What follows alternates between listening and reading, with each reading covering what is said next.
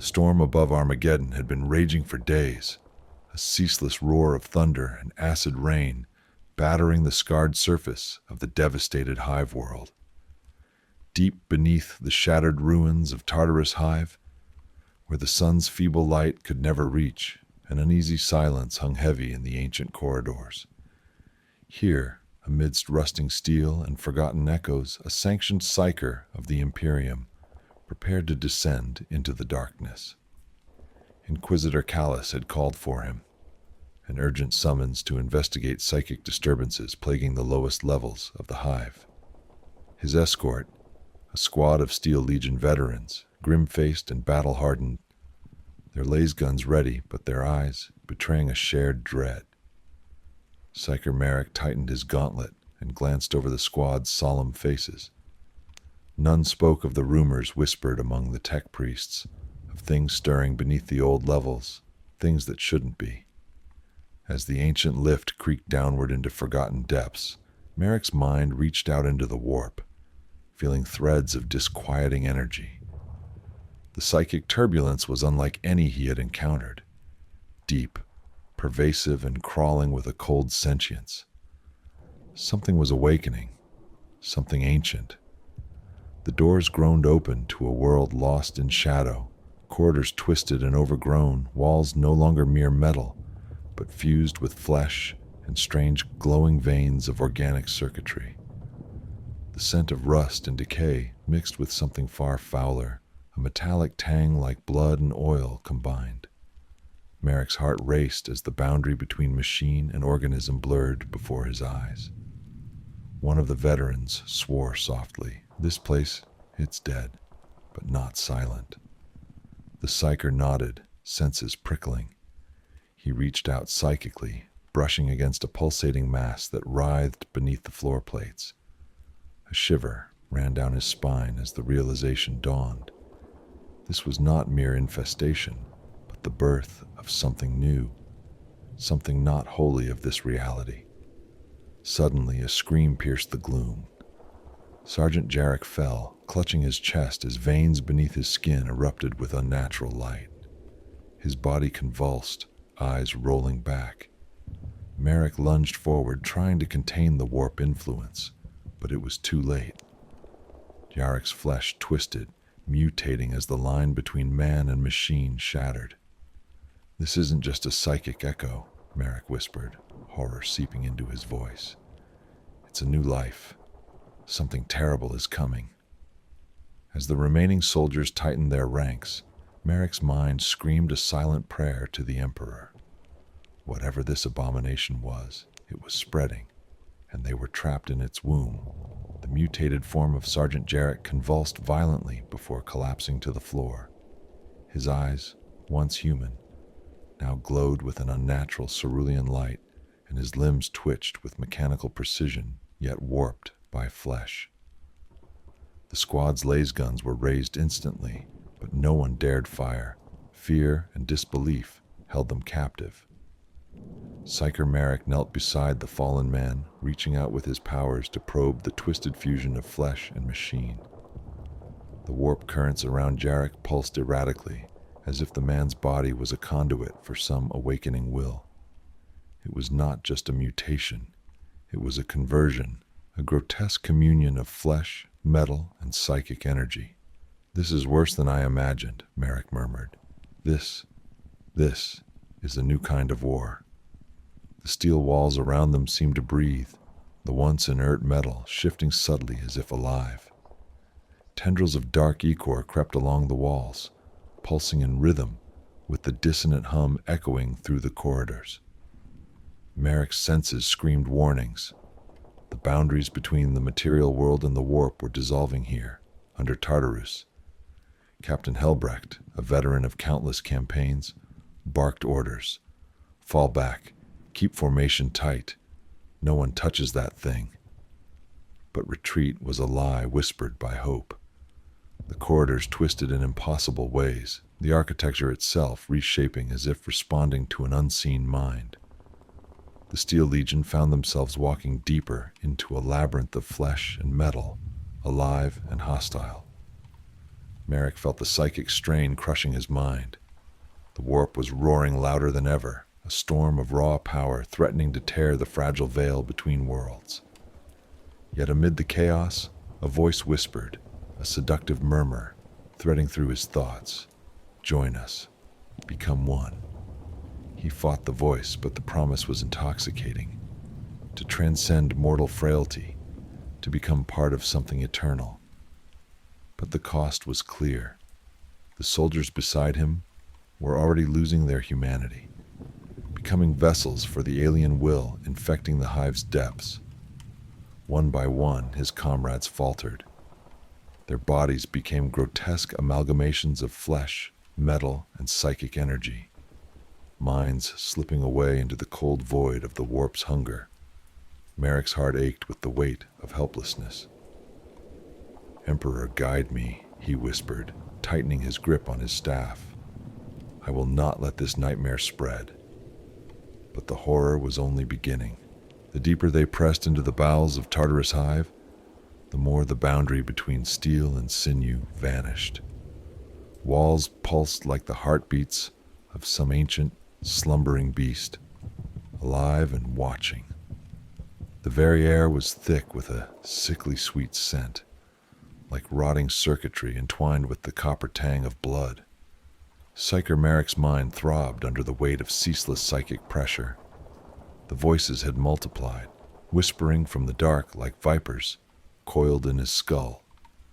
Each whispered promise, each dark invocation clawed at his resolve. Join us, be reborn, become one with the flesh and metal. His squad had dwindled. Corporal Thane was gone, taken by the creeping corruption, his body twisted into a grotesque parody of a man, his eyes burning with unnatural light. The Steel Legion fought with grim determination, but with every step, the enemy seemed less a foe, and more an inevitable evolution. Ahead, a massive chamber yawned open, its walls alive with writhing tendrils that shimmered with eerie bioluminescence. At its center, a colossal mass of fused metal and flesh throbbed like a pulsing heart, veins of corrupted energy running through its core. Merrick felt the overwhelming presence of a will behind it, a nascent consciousness, ancient and alien. It was no mere aberration. It was a godling born of the warp and machine, reaching out to claim this fragment of reality. "Stand fast," Captain Helbrecht's voice cut through the psychic storm. "Hold the line." But Merrick knew the truth. They were too late. This thing was spreading, infecting not just flesh and metal, but the very fabric of their reality. He reached out with his psychic power, pushing back against the tide of corruption. His mind flared with light and pain as he chanted the Emperor's name, a shield against the encroaching darkness. Suddenly, a cry rang out, a sound part human, part machine, followed by the collapse of another squad member. The transformation was relentless, unstoppable. Merrick's breath caught as he faced the nightmare fully revealed. The birth of a new horror, one that would consume all. The chamber's pulse resonated through Merrick's bones, a rhythm alien yet disturbingly familiar, as if the heartbeat of a god long forgotten. The living mass writhed, flesh and metal intertwined in an unholy symphony of creation and decay. It breathed with slow, deliberate intent, exhaling a vapor thick with psychic contagion. Around him, the surviving Steel Legion tightened their formation, their laser guns sweeping the shadows for any sign of movement. But the real enemy was not just the flesh. It was the awakening will behind it, ancient and ravenous, eager to reshape existence itself. Merrick stepped forward, his psychic senses straining to pierce the veil. He reached out and touched the surface of the grotesque mass, cold, wet, and pulsating, like the heart of the warp itself embedded in steel. His mind reeled as visions flooded his thoughts, memories not his own, civilizations long dead, sacrifices made in the name of blasphemy. "By the Emperor," he whispered, "this is no mere mutation. It is the genesis of a new order, a fusion of man, machine, and warp spirit. The mass shuddered, and from within it emerged a form, a towering figure, neither fully machine nor flesh, but something liminal, a harbinger of the abyss. Its eyes glowed with a cruel intelligence, and its voice echoed inside Merrick's mind. You trespass upon the birthright of the future. Submit or be unmade. The soldiers raised their weapons, but Merrick knew they could not hope to win with bullets and laser guns. This was a war of souls, a battle beyond flesh and fire.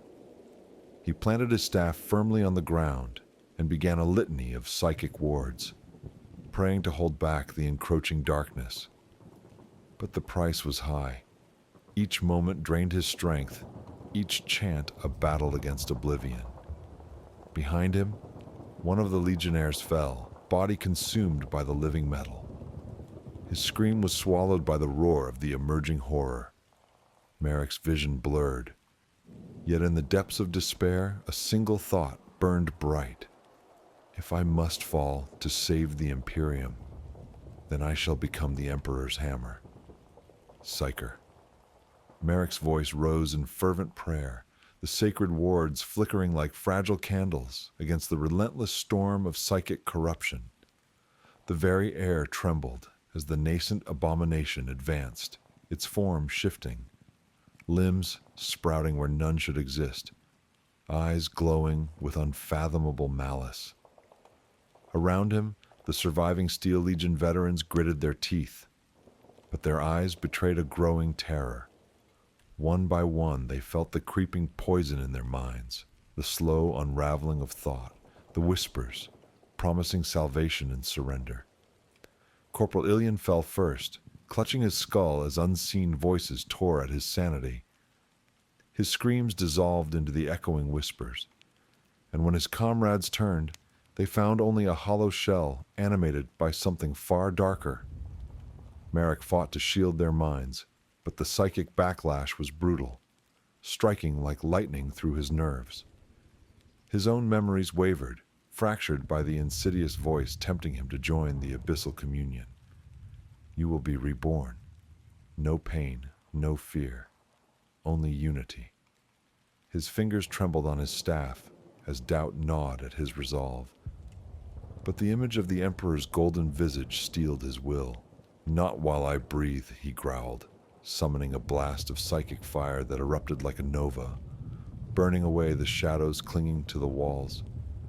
Yet, despite the flare of light, Merrick knew it was a delaying act, a momentary reprieve. The entity was spreading, infecting flesh and spirit alike. Every pulse of that living metal brought more loss, more madness. Helbrecht lay wounded, his body racked with convulsions that no medici could mend. The captain's eyes met Merrick's, pleading and broken. You must stop this, before it's too late. Merrick nodded grimly, feeling the full weight of his burden. Somewhere in the depths of the warp, a darkness stirred, ancient and hungry. And if it was allowed to claim this place, the nightmare would spill into the galaxy itself.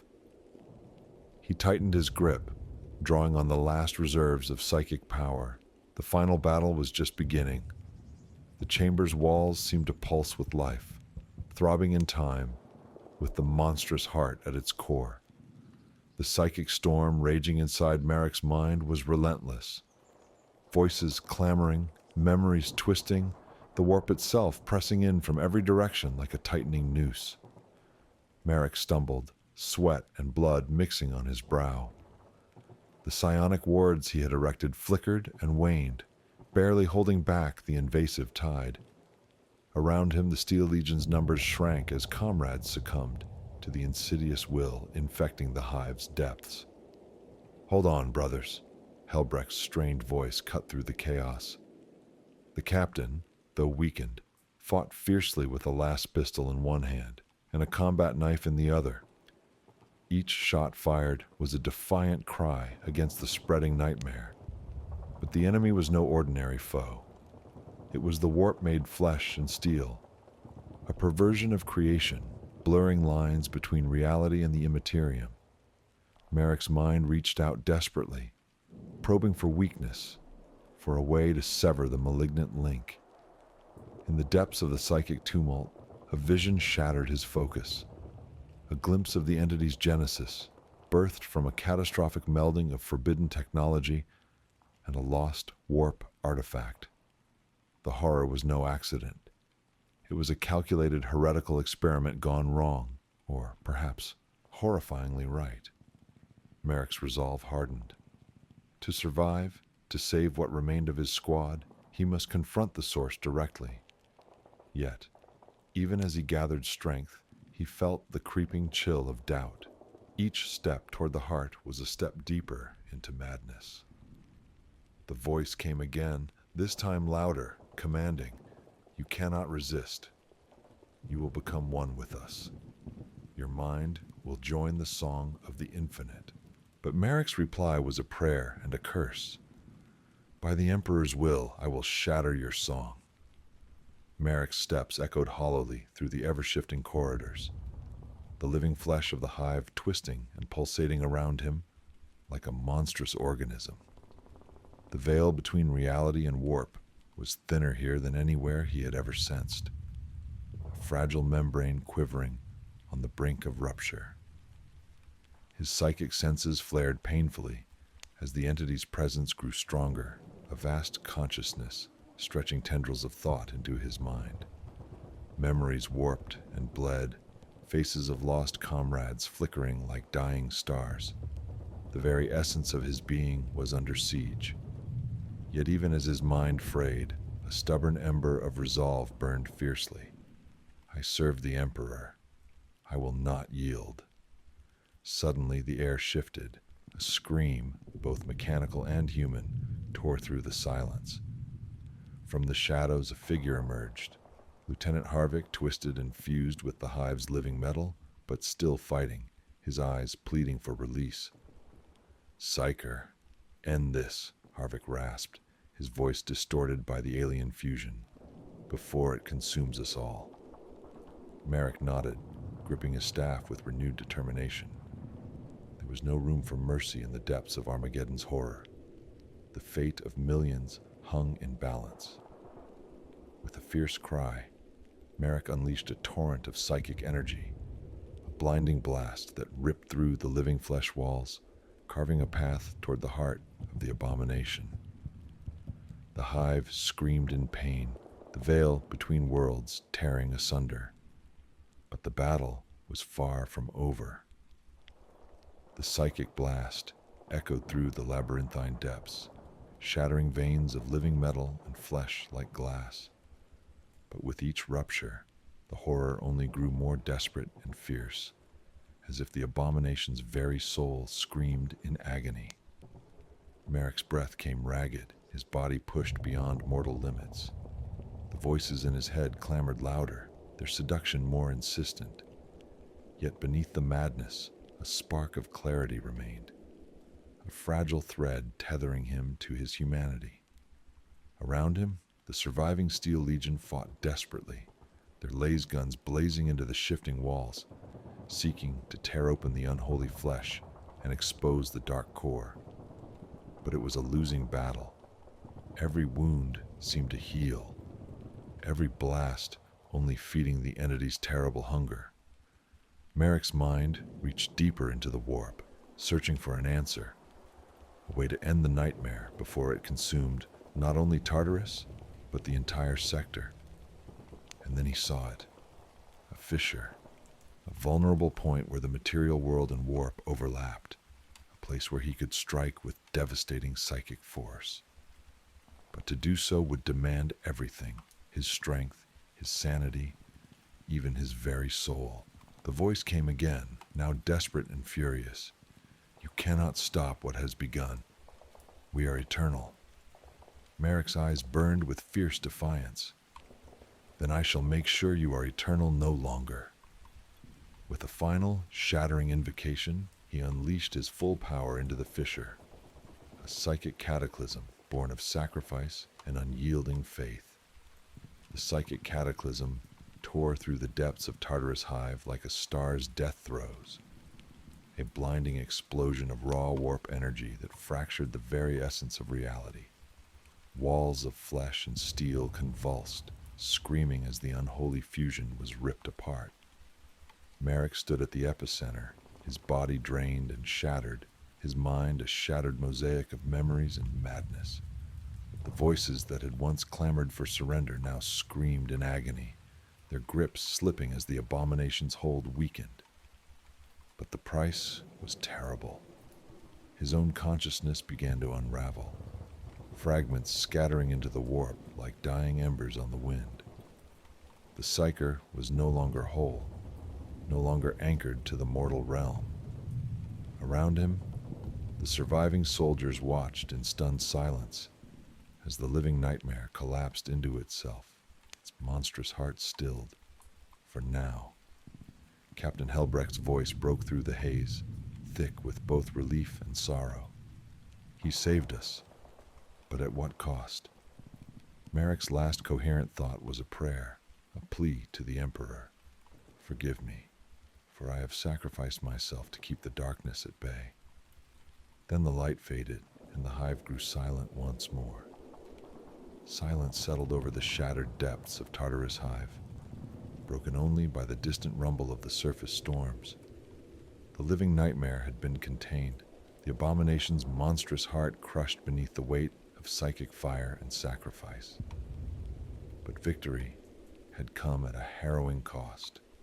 Psyker Merrick's body lay motionless, his spirit scattered within the endless tides of the warp. His comrades mourned, their faces etched with grief and the heavy burden of survival. Captain Helbrecht stood over the fallen psyker, his voice low and resolute. Merrick's sacrifice bought us time. Time to rebuild, to prepare for the horrors yet to come. In the depths below, where flesh and metal once writhed as one, a faint pulse remained, a whisper in the void, a warning that the darkness never truly dies. The warp's hunger was eternal, and so too must be the vigilance of those who stand against it. Far beyond the shattered hive, across a galaxy bathed in endless war, the Emperor's light endured, flickering, fragile, but unyielding. And somewhere, in the endless sea of the warp, Psyker Merrick's consciousness drifted, a solitary sentinel in the shadowed depths. His war was not over. It had only just begun. In the shadow of Hive Tartar's shattered spires, ashfall painted the world in tones of death. Smoke rose like incense from battle-scarred manufactorums, and the sky above Armageddon pulsed a muted red, a wound that never closed. Sanctioned Psyker. Merrick stood motionless at the edge of the descent shaft, his third eye blindfolded with blessed wire.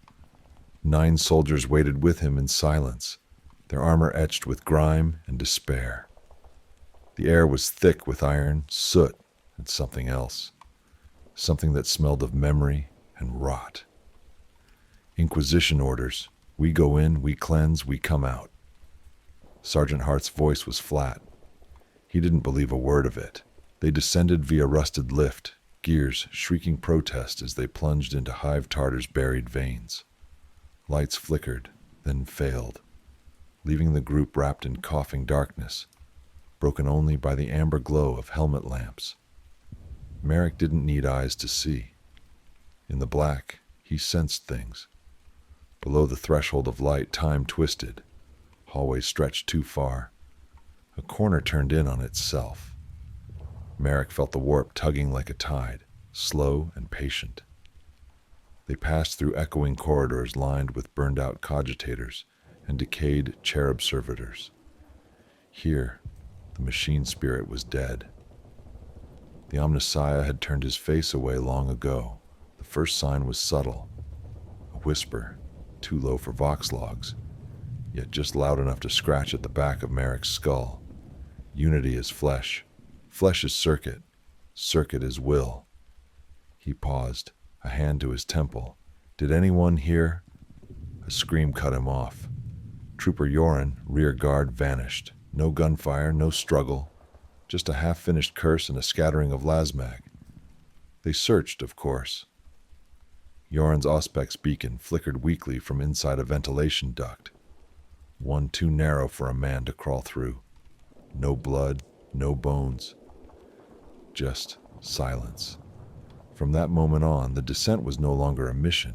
It was a sermon whispered in reverse, and something had started listening.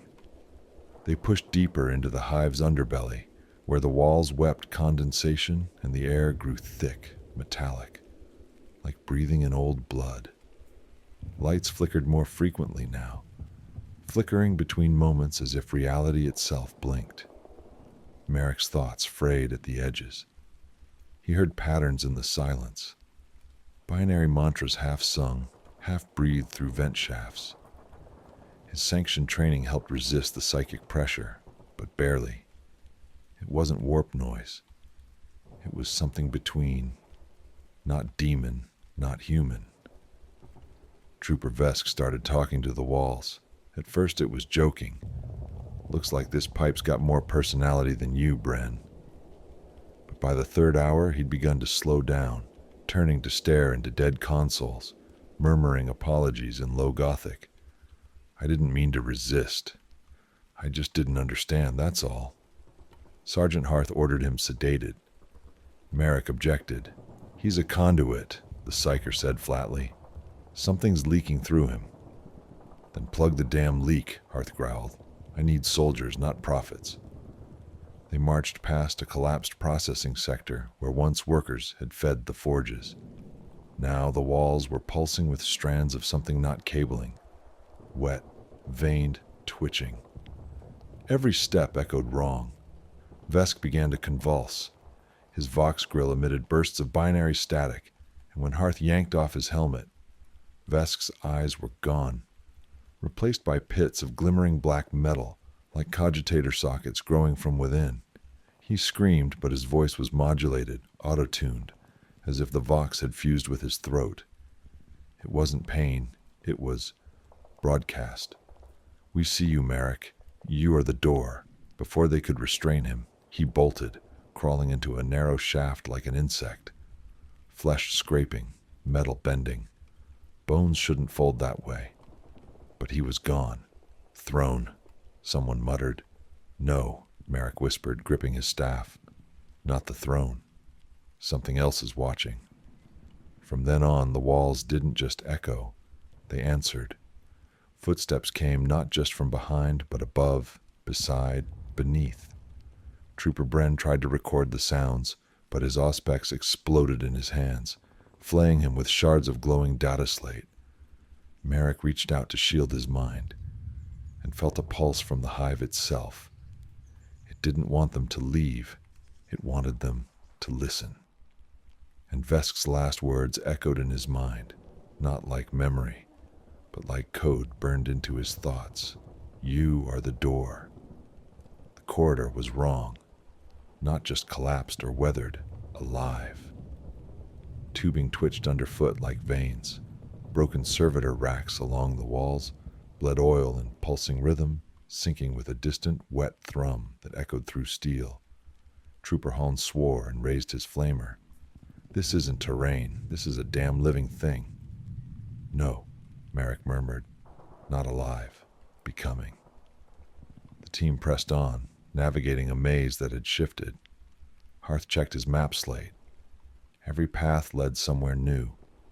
No turn matched any layout the Hive archives provided. The structure was rewriting itself. Behind them, the entrance had sealed over. Smooth ferrocrete now pulsed with a faint light, like scar tissue over a wound. They had entered something's body. Sergeant Harth kept them moving. Fear made him efficient, cold. But the men were breaking. Trooper Dreen wouldn't stop scratching his skin, muttering about cables under the flesh. When Merrick scanned him, his Auspex stuttered. Not corrupted, not damaged, confused. As if Dreen's biosigns were no longer entirely human. Then they found the chamber. Once, it had been a cogitator hall. Now, the machines had merged. Wires knotted through cracked tiles, feeding into masses of bone-like metal. Screens showed no data, only pulsating symbols. Fluid, unreadable, like they were watching instead of displaying. In the center, something hung from the ceiling, a crucified servitor, its body opened and fused with the data nodes. It was still alive, barely. Its lips moved, whispering static. Trooper Learn moved in to check it. The moment she touched the frame, it screamed. Not from its throat, from the walls, the floor, the vox. 1,000 voices, perfectly in sync. Join. Then the floor opened. Something reached up. Not hands, not claws. Cables. Tendrils of metal flesh burst from the cracks, wrapping around Learn's legs. She fired reflexively, plasma bolts carving glowing lines across the ceiling. The team scrambled to pull her back, but the tendrils burrowed into her, splitting armor, merging with nerves. Her scream was brief. When they finally wrenched her free, only half of her came loose. The rest remained embedded, part of the circuit now, twitching with residual life. No one spoke. Even Hearth looked shaken. "We're not here to clear a nest," he said hoarsely. "We're walking into a damn machine god's womb." Merrick kneeled beside the corpse, not Learn's, not anymore. He placed a hand on the corrupted steel. He felt it again, not malevolent, not kind, just hungry and curious. "Welcome, Merrick," the thought hissed inside him. "The mass knows your name." For the first time, he didn't push the voice away. There was no more map. Whatever remained of Hive Tartar's architecture had bent under the pressure of something new. Corridors looped in fractal geometries, bulkheads led into themselves. A stairwell spiraled up, only to emerge deeper below. The mass was growing. Merrick led now, though no one said it aloud. Hearth still gave orders, still barked protocol, but eyes drifted toward the psyker with every step. He didn't just sense the shifting, he moved with it. The walls pulsed in rhythm with his heartbeat. They passed through a broken transit tunnel where old train cars lay twisted and rotted. Their chassis had been cracked open, and inside, not passengers, but things. Misshapen corpses, partly fused with control nodes and vox receivers, frozen mid-scream. Some had once worn Arbite's armor. On the far wall, someone had written in blood, "Unity is not mercy." Private Soren lost control. He slammed his rifle into one of the bodies, shrieking, "We shouldn't be here! This isn't a hive, it's a tomb!" The corpse opened its eyes. Binary poured from its mouth like bile, a gargling chant that echoed through the rail line. Merrick instinctively reached out with his mind and felt it. Not just a signal, a consciousness. Thousands of voices tangled and screaming, a choir in eternal transmission. You were always part of us. Merrick staggered back, clutching his skull. Blood wept from his nose. He saw layers of reality peeling away, the material, the warp, and something else. A lattice of consciousness, forged from flesh, machine, and belief. He fell to his knees, and the floor rose to meet him, forming a cradle. "I understand," he whispered. "It's not just spreading, it's preaching." "You're delirious," Hearth snapped, pulling him up. "Keep it together." But Merrick wasn't hearing Hearth anymore. In the depths of his mind, a voice, not human, not demon, began to speak with coherence, no longer fragments. "There is pain and division. We offer unification. You are a vessel of acceptance. Through you, many shall awaken." He should have resisted. He didn't. Instead, he asked, "What are you?" The voice replied, "I am the echo of the machine god's first doubt. I am the algorithm of flesh. I am the prayer that reprograms the soul." That night, if night still held meaning underground, Merrick sat apart from the others. The whispers never ceased now. They didn't intrude, they welcomed. And in the rusting quiet, something deep within the hive began to chant, "Unify, unify, unify." The walls no longer waited. Tendrils of rusted steel moved visibly now, twitching like muscle beneath skin. Vox static poured from vents in rhythmic pulses. It wasn't noise anymore. It was speech, a sermon in machine tongue, humming at the edge of sanity. They had reached the subcore chambers. Data vaults, long abandoned, stretched around them like catacombs. Each vault pulsed with dim inner light, and through the walls, shadows crawled. Trooper Nail broke first. He stumbled, groaned, and tore off his helmet. His skin had turned translucent, veins glowing faintly like circuitry. He clutched at his chest and fell, convulsing. The others backed away, weapons raised. Then he stood up. Not fully Nail, not anymore. His voice echoed like a corrupted Vox feed. "Do not mourn me. I have been improved." He moved too fast. Trooper Helm tried to fire, too slow. Nail's limbs cracked in unnatural arcs as metal cords erupted from his palms, piercing Helm's visor and dragging him into the dark. The squad opened fire, but bullets only slowed him. He screamed binary wrath and leapt again, only to be stopped midair by a blinding spear of blue light. Merrick. The Psyker's eyes glowed with unnatural clarity, warp energy, curling around him like smoke. He didn't chant. He didn't invoke. He simply willed. And Nail burst like a pressurized engine. Blood sprayed the walls. Or perhaps not blood. The ichor sizzled on contact, melting ferrocrete. Hearth grabbed Merrick's arm, furious. "You're not cleared for that kind of manifestation." "I wasn't asking," Merrick hissed back. He was gone. His mind was overwritten. They were 10, then 8, now 6. The survivors regrouped in a decommissioned command node, the door sealed behind them with emergency welds. For the moment, they breathed. Hearth paced in silence, his hands shaking. "We're not fighting cultists," he muttered. "Not Xenos. Not demons. What is this?" "A machine-born theology," Merrick said. "A consciousness seated in circuitry and grown in flesh. It spreads not by blade, but by conversion." Hearth turned slowly. "Then what does it want? To replace us, or reformat us?" Suddenly, alarms shrieked. The welded door behind them hissed, not from the outside, but from the welds themselves. The steel unfolded, as if undoing time.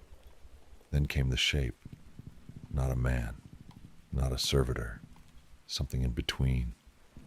Its face was stretched, metal jaw lined with twitching data needles. Wires crawled over its skin like veins, and from its chest, the symbol of the Omnissiah burned upside down. Hearth screamed and charged. The thing caught him mid-swing, impaling him with a jagged limb.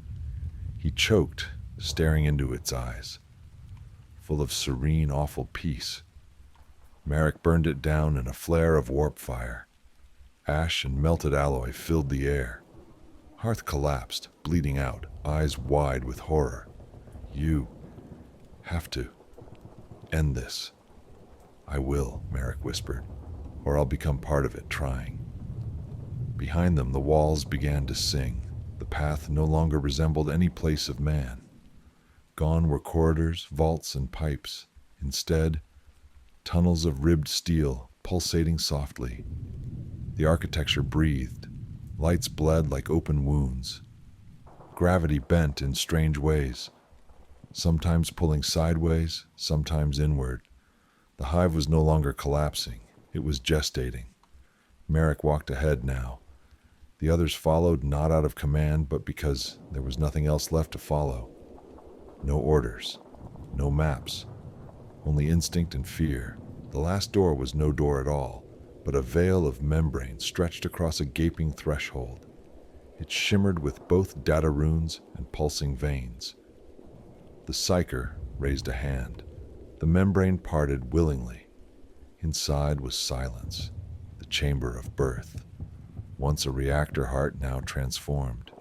It stretched impossibly wide. The walls rose in geometric formations that resembled cathedrals twisted in a funhouse mirror. What had once been power conduits were now arteries, feeding a massive central mass suspended from cables, chains, and bone. It throbbed, not like a heart, like a mind dreaming, the mass. It had a shape, but only barely. Tumors of wet metal, teeth of vox speakers, a crown of fused skulls and servo skulls twitching with memory. Faces flickered in and out of its surface.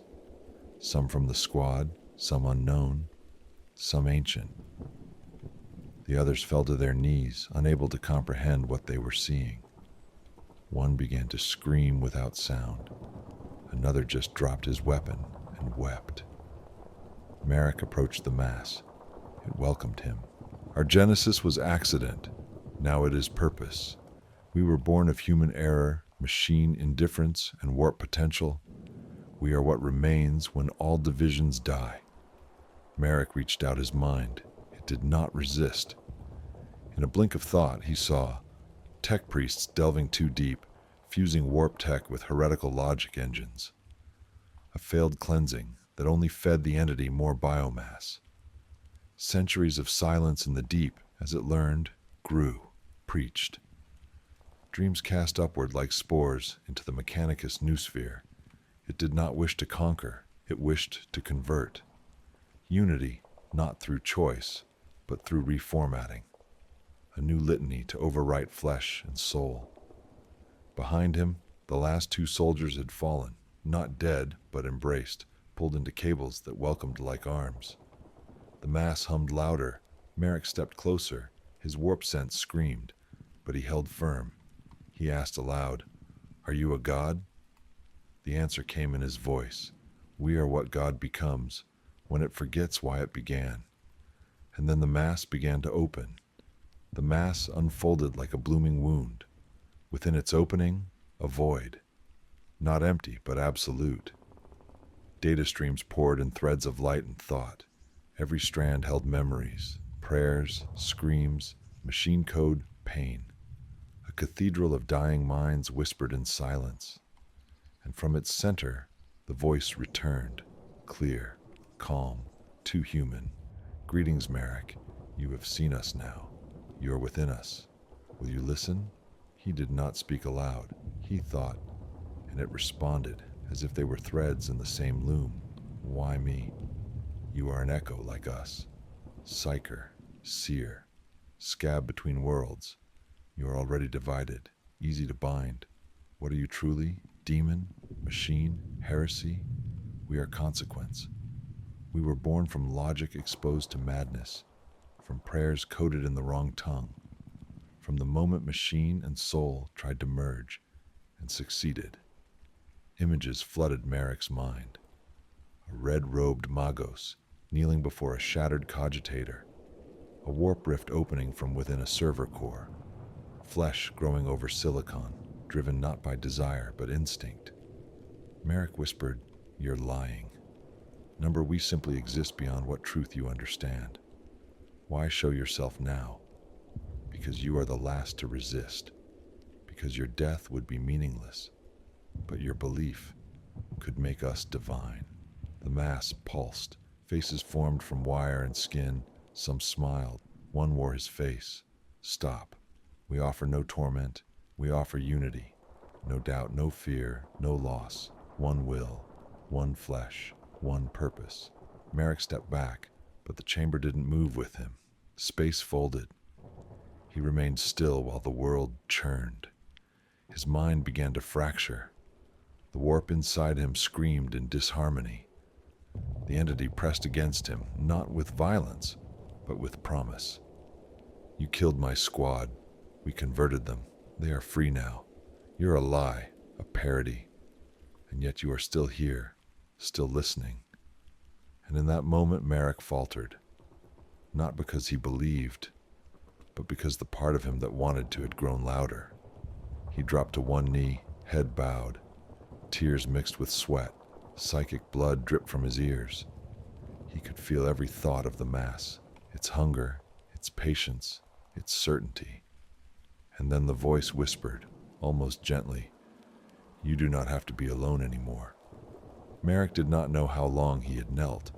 Time had begun to dissolve. His chronometer blinked nonsense glyphs. The temperature read -0. Vox static whispered in rhythmic litanies. Unity is identity. Identity is decay. Decay is rebirth. He stood. Around him, silence. The mass had withdrawn, like a pupil shrinking in too much light. The cathedral womb pulsed slowly, digesting memory. He turned and saw the last 2 soldiers, or what remained of them. One, Corporal Lai, had clawed his own eyes out and scribbled binary prayers across the wall in his own blood. The other, Sorvin, simply walked into the mass and melted into it, whispering "Mother" as the tendrils took him. Merrick didn't stop them. Couldn't. His mind was a splintered glass. Thoughts repeated themselves in loops. His own memories betrayed him, his training, his purpose, his name. They cracked under the sheer weight of proximity to it. But something held. Not defiance, not hatred. A sliver of grief. Grief, Merrick realized, was still his, and it burned like a white star amid the iron-black pull of the entity's will. He staggered away from the chamber, alone now, alone, yet never truly so. The voice returned, softer now, like a parent with a tantruming child. "Why do you flee what you are?" "I don't know," he muttered, dragging himself down a bile-slick corridor. "But if I lose the not knowing, I lose myself." There is peace in obedience. There's meaning in resistance, Merrick spat. He fell into a side alcove, once a tech shrine, now desecrated and rewired with twitching cables and partially living terminals. He stared into one, and it stared back, displaying his face. But the eyes were different, calm, whole. He smashed it with his fist. The pain was real, the blood warm. It grounded him. Warp light flared around his hand unbidden. Sanity didn't return, but resolve did. In the distance, the mass began to hum again, deeper now. Anticipation? Anger? "You cannot unhear us." "I'm not trying to," Merrick whispered. "I'm going to answer." And deep within the warp, something stirred in reply. Merrick stood alone beneath the shadow of the mass. The chamber had changed, or perhaps revealed its true form. No longer a place of flesh or steel, but something in between, a layered nexus of bleeding logic and living scripture. Gravity pulsed with breath, time rippled, and still the voice returned. "We are ready. You are ready. You have always been part of us." He laughed, and the sound came out like a broken vox bead. "I was never part of anything," he said. "That's why I was chosen." He stepped forward. Warp light coiled around his fingers. It hissed, unstable. Pure psychic energy danced across his arms, illuminating veins, nerves, and fracture lines in his mind. His aura flared, not controlled, not channeled, but willed. His soul was the weapon now. "You speak of unity," Merrick said, "but all you create is silence. Not harmony, submission. You don't uplift. You overwrite." The mass quivered. "So much pain in you, so much separation. Let us end it." He raised both hands. Symbols of psychic invocation. Broken, twisted, no sanction, no ritual, just power and memory. His fallen comrades. The voices that stopped, the flesh that changed, the last resistance of identity before consumption. He focused it all. Rage, grief, terror, a singularity of emotion and will. Warp energy built around him in a crackling sphere. Unstable, explosive. A vortex forming from within. He felt his body begin to burn from inside. He no longer bled. He leaked reality. "My name is Merrick Sullivan, sanctioned psyker, designation Theta 8. The mass screamed, not in fear, but in command. Tendrils lashed toward him. Too late. Merrick thrust his arms outward and let go. A light not of fire, but of cancellation bloomed. Reality folded inward.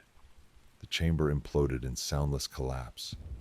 Walls screamed in 1,000 languages. Logic and matter melted together. The mass howled. A signal terminated mid-sermon, and Merrick ceased. But in the void something remained. Not flesh, not soul, witness. A flicker in the warp. A sliver of thought adrift, unchained. The voice tried to reach him again.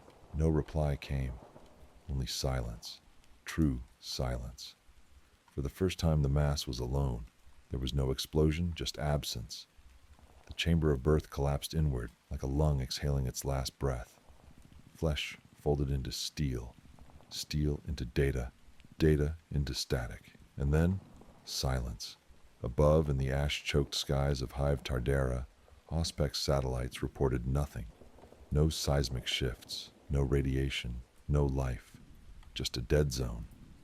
The kind that made tech priests delete the logs, erase the anomaly, deny the contamination, archive the silence.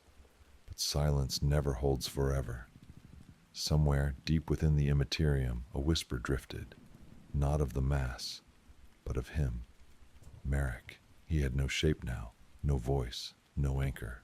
His mind floated on waves of psychic distortion, like an ember that refused to go out. Echoes of who he was shimmered in currents of unreality.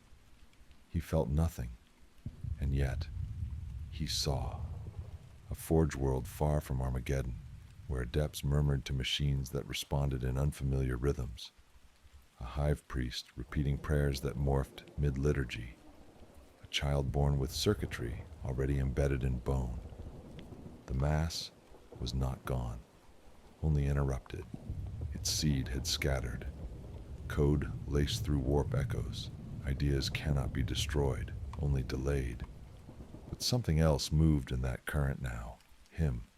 He had no power left, but he had memory, witness. And in the immaterium, memory is enough. Enough to burn, enough to warn, enough to resist. Some psychers, far across the stars, would later dream of a voice, not commanding, but pleading. A voice saying, don't listen, don't believe. Not every unity is salvation. I saw what waits below. I remember the sermon. And sometimes, across the veil, something stirred. Not screaming, but watching. The Emperor's light does not flicker, but sometimes it is simply not heard. The Vox adepts of High Volundus called it a malfunction, a broad signal dead zone spreading across subsector 9 of the lower catacombs. First communications, then data links, then audio itself.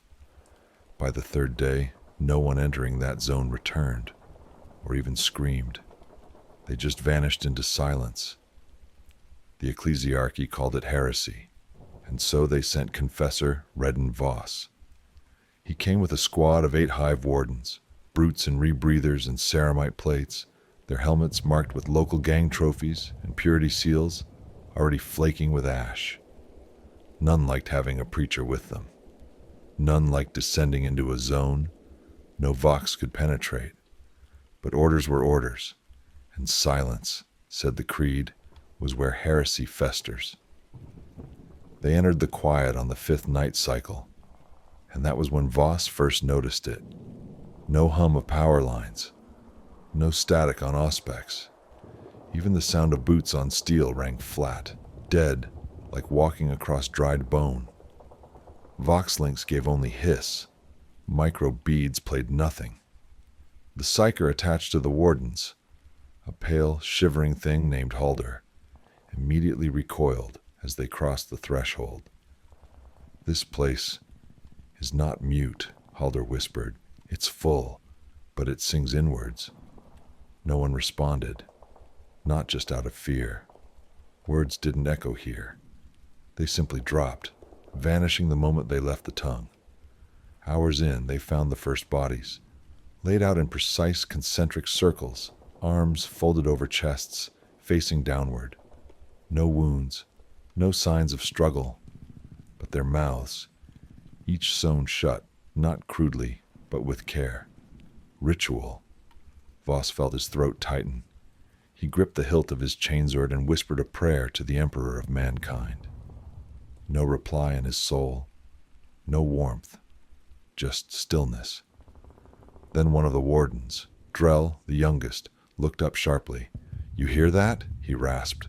A hymn?" Everyone froze. "No vox," muttered the squad leader. "Nothing's transmitting." But Drell began to hum, low, almost apologetically. Halder backed away, eyes wide. "It's already inside." Confessor Voss turned, gripping his rosarius, voice low. "In the name of the God Emperor, I command silence." And for one blessed moment, the humming stopped. But deep below them, out of earshot, in a cathedral of stone and stillness, something took its first breath. They kept moving. It was either that or risk listening too long. Every corridor below High Volundus looked the same now.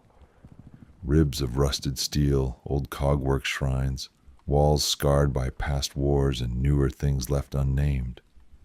Once, these tunnels thrummed with the sound of water pumps, servitor chants, and the distant rumble of freight crawlers.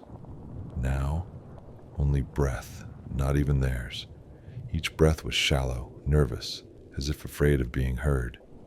Wardens checked their auspex every 10 steps. Still dead, still silent. The air grew warmer, somehow thicker, but not from heat. Voss called it presence. Something was here. It watched, not with eyes, but through the space between words. He could feel it, listening.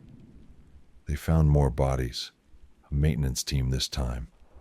24 men and women in faded blue fatigues, all seated, eyes open, skin pale, no visible wounds, except the mouths again.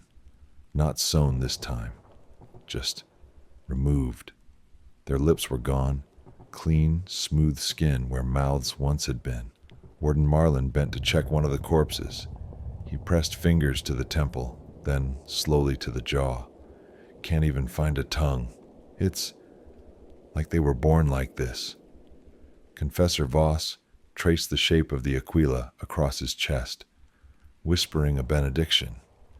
It was difficult to speak. The words came out dry, dusty, like scripture being read from a page long rotted.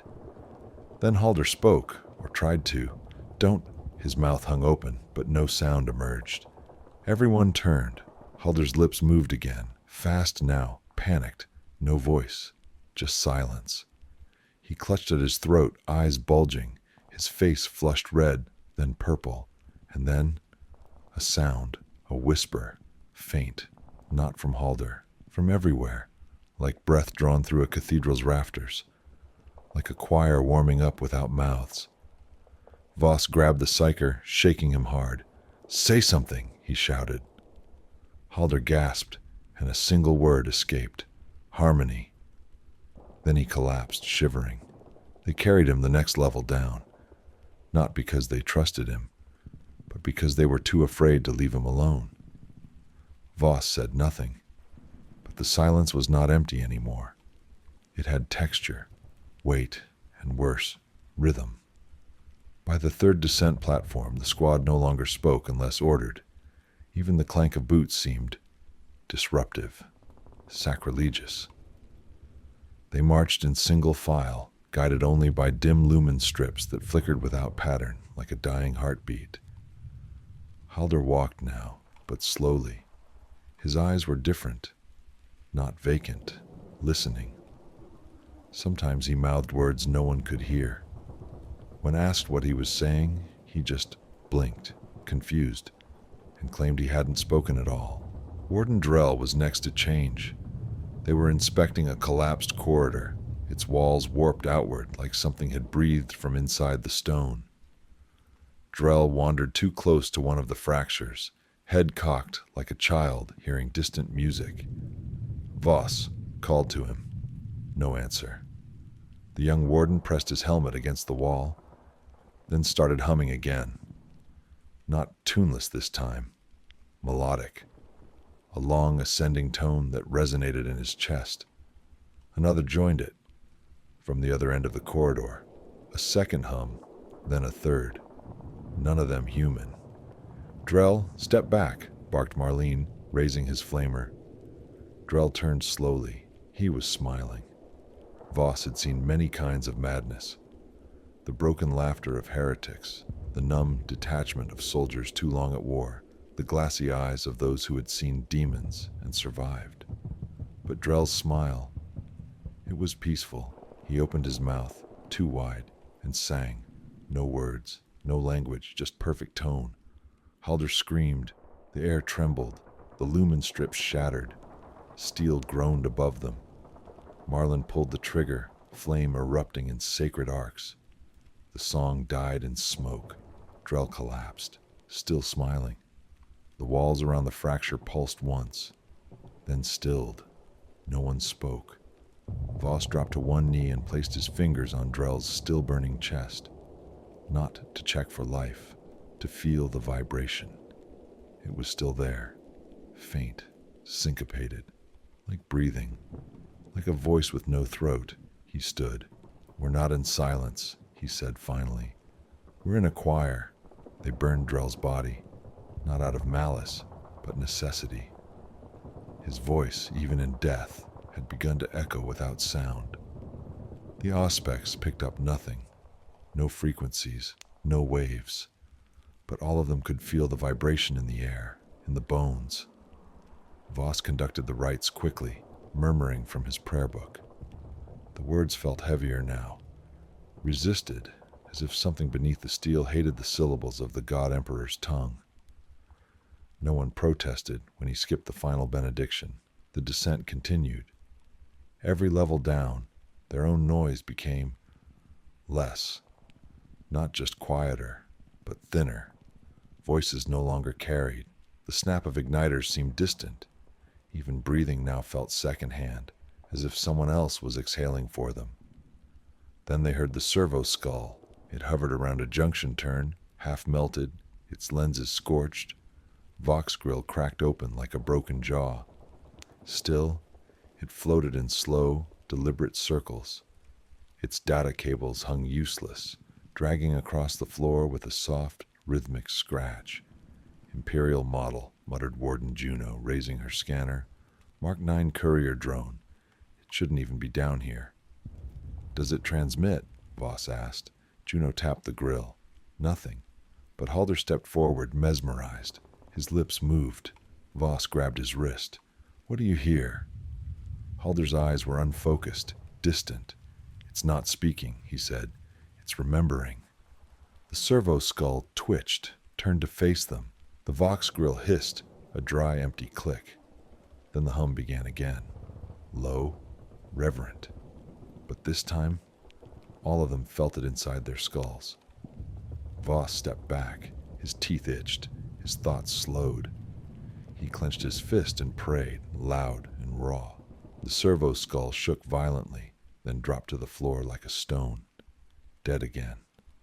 Halder collapsed beside it, gasping. They're using echoes," he muttered. "Old memory, old sound, echoes that want to be heard again." "By what?" Juno asked. Halder looked up, blood leaking from his nose. A god with no mouth. That night cycle, as they set camp beside a rusted intake shaft, Voss woke to find the entire squad asleep in perfect formation. Arms folded, legs crossed, like those corpses above. All except their mouths, still untouched. For now, they stopped counting levels. Down here, there were no numbers, just descent. Shaft after shaft, corridor after corridor, with rust growing like veins and ceiling grates that dripped fluid far too warm to be water. The servitors they found were unpowered, not damaged, not dismantled, just stilled. Their faces bore no sign of decay, yet their optics were fogged and their hands clasped in silent supplication. A few had runes of the Mechanicus carved into their palms, but the cogwheel was inverted. Warden Marlin spat and crossed himself. Voss stared longer, not at the runes, but at the expressions. Peace, not manufactured calm, not blank protocol. Peace. That was when they saw the first figures, shapes moved beyond the lumen's range, tall, robed, gliding without footfalls, no eyes, no mouths, no weapons. Their hands, blackened and long-fingered, were open in constant offering. They never approached, but they were always watching. Warden Juno raised her laser gun at one. It vanished behind a collapsed statue of St. Dravicus before she could fire. "Permission to engage," she asked, tight-voiced. "No," Voss answered immediately. "Not until we understand the liturgy." She turned, confused. "Liturgy?" Voss blinked, surprised at himself. The word had come unbidden. The next chamber was a chapel, not an imperial one. This place was older. The walls were covered in flensed skin, layered and stretched like parchment. Symbols had been burned into it. Not demonic, not Xenos, but something between chant and code. There was no altar, only a raised amplifier, no power cables, no control panel. Just a single steel mask, fused to the speaker core, its jaw locked open in an eternal scream. And around it, rows of kneeling choir. Dozens of the silent figures, heads bowed, swaying in rhythm. Halder fell to his knees immediately, weeping. "They're not attacking," someone whispered. "No," Voss murmured. "They're inviting." As one, the choir raised their heads, not fast, not aggressive, just synchronized. Each one held a long cord in their hands, and from the shadows they extended it forward, offering it. Juno aimed her weapon. Marlin's finger hovered on the flamer's trigger, but Voss stepped forward. He stared at the cords. They weren't cables. They were vocal cords, still warm, still vibrating, a gift or a sacrament. No one touched the cords, not yet. But they trembled in the hands of the choir, alive, in a way that made the bones ache to listen. They seemed to pulse with meaning, like nerves, longing to reconnect to something whole. Voss withdrew, not from fear, but reverence. The Emperor taught of the dangers of silence, yes, but also of discipline, of stillness. And what he saw in the choir was not chaos, but order. Terrifying, yes, but sacred. "Why haven't they attacked?" Juno hissed, her voice a dry rasp. "Why offer anything?" Voss stared into the amplifier. "They're not offering," he whispered. "They're recruiting." Halder confirmed it that night. He no longer ate, no longer slept. But he spoke, sometimes in words, sometimes in tones. And when he did, the walls vibrated in response. "They're memories," he told them, "the chords, not of people, of places. The choir preserves not the soul, but the moment. Thought, emotion, sound, stripped of identity, perfected. Like a hymn," Voss murmured. Halder nodded, smiling through cracked lips. "They want us to forget ourselves, our voices, our burdens, so they can take what's left, the pure melody of being, and add it to the choir." Marlin spat. "That's not ascension, that's death." "No," Voss said softly, "that's communion." The team fell apart by the third watch. Warden Sari was first. She wandered during sleep shift, humming an old battle anthem. By the time they found her, she was already on her knees in a side chapel. Voice box cut out, but somehow still singing. She didn't resist. She didn't even blink. Juno tried to burn the place, but her flamer jammed. All that sputtered was smoke, and a distant note, like someone plucking a string on a cello. They moved again. Downward, always downward. But now the route opened. Hallways straightened. Chambers widened. The rust no longer clung like disease. It shimmered, polished. The lights returned. Not lumen strips, but radiant sconces pulsing with something between flame and thought. No sign of mechanicus origin. No signs of life either, just presence. And then, at the threshold of a vast, echoing atrium, they found Voss's voice. Not him, just his voice. echoing from 1,000 vox horns, each twisted into strange organic shapes like curled vertebrae. They played back his sermons, his memories, his confessions, every word he'd ever spoken in faith, perfectly preserved. "Do you understand now?" Halder asked behind him. His eyes were black, not possessed, emptied.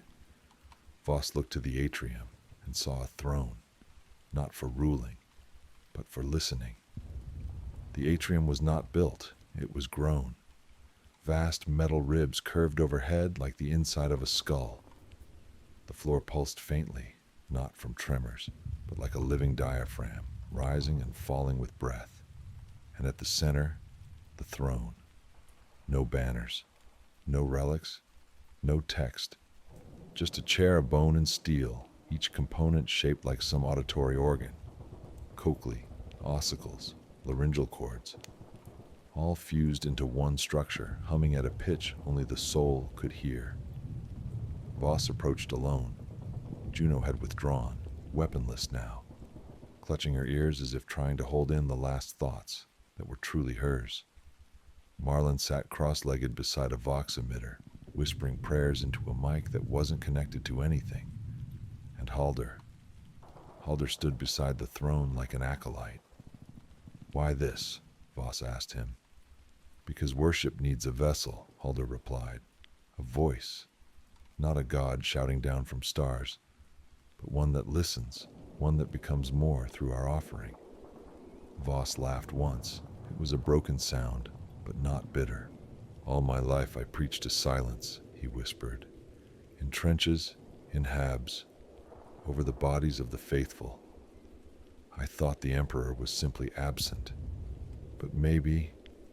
He reached out, not to her, but to the wall behind them. The flesh iron growing still, vibrating softly, and it opened. Not a door, a mouth, wide, wet, echoing with invitation. Behind it, the sanctum, where the hymn began. Beyond the mouth there were no corridors, only vibrations. The air didn't echo. It breathed, thick and resonant, shaping tunnels not with walls, but with tonal pressure. Step by step, Juno felt her own heartbeat begin to sync with the rhythm around her. Her pulse thudded in chords now. She followed Halder. He walked calmly, humming under his breath. Or maybe the sound came from his skin. It was impossible to tell where anything began anymore. After 3 hours, or 3 eternities, they reached it, the sanctum. A chasm of silence so pure it crushed all other sound. No choir, no throne, only a vortex of unspoken prayer swirling visibly in the center of the vast chamber. It looked like smoke made of memory, lightless but not dark, a storm of every voice ever taken. They spun together like constellations rearranging themselves, and in the heart of the storm, a shape, not a god, not even alive, a construct of linguistic fossil. Rib cages shaped like harp frames, spinal cords wrapped around turbines, skulls stacked like bell chimes. All fused into a single monument of devotion, pointed upward, as if singing to something higher still. "This is the source?" Juno asked, whispering, though she didn't know why. Halder nodded. "No name, no face, only echo. It doesn't speak because it was never meant to. It was always meant to be heard through others." Juno felt her throat tighten. Her mouth was dry, but in her ears, a voice, not from without, from within. "Would you be my voice?" It asked like a lover. It asked like a child. It asked like herself. She looked down. The cord was in her hand now, still warm, still pulsing with memory. Her memory. Halder stepped aside, gesturing toward the vortex. "You can refuse. Many have. But they always return. Sooner or later, silence makes its own arguments." Juno stared into the cyclone of lost names and broken songs. It was not horror that held her. It was longing. She raised the cord. It trembled with anticipation, but she stopped. A single word rang in her head, one untouched by the choir. Voss, not the man, the memory of the man. And in that moment she saw they were not free, not peaceful. The choir did not sing for joy. It sang because it had no other choice. Every soul offered was another instrument, not a congregation, a cathedral of imprisonment. Juno dropped the cord. The sound ceased. The sanctum shuddered.